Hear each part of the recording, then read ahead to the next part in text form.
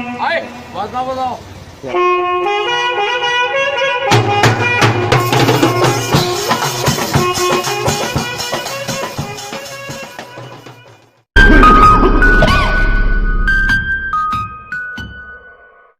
ঐ চন্দু, এটা কথা কয় তোক, আমি বহুত দিন হ'ল দেখোন খানা খাওয়া নাই।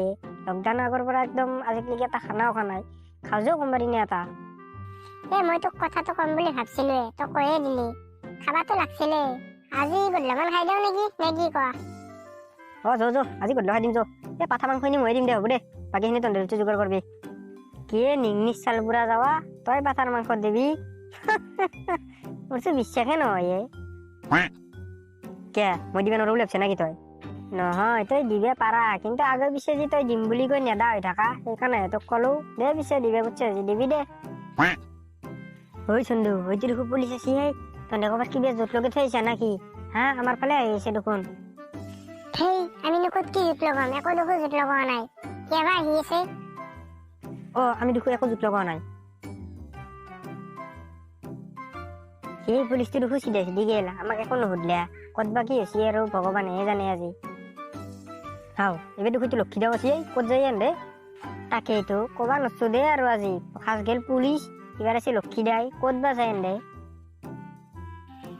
কেলা গামৰো জীয়েকো আছে দেখোন। কি হৈছে আজি ধৰবাই পাৰা নাই দেখোন।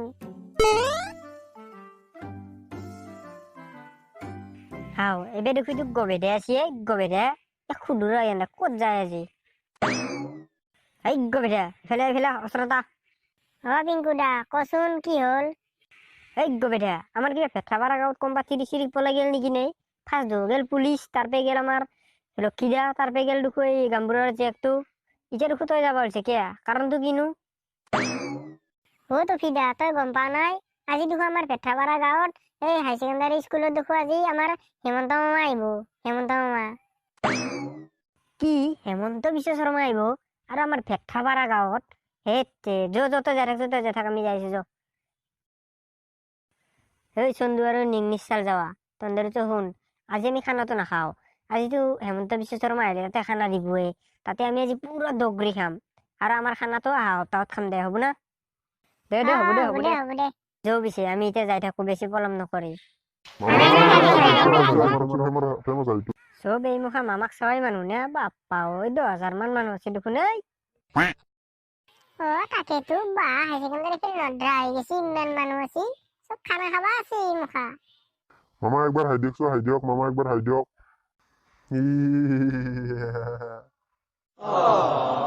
রাইজ সকলোৱে ভালে আছে নে? এইবাৰ পিছে মই আশা কৰাটো হবই, আৰু বেছি নকওঁ আৰু।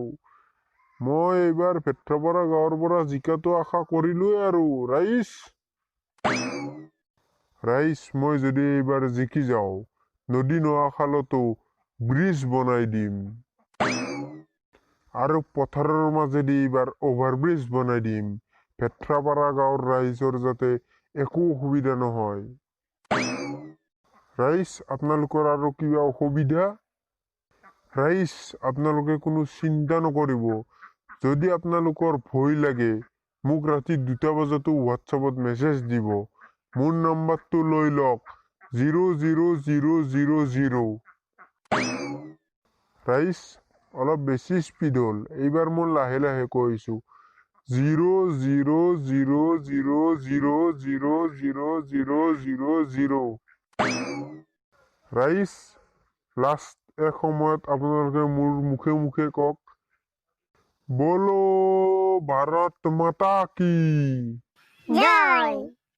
আৰু একবাৰ বলো ভাৰত মাতা কি জয়।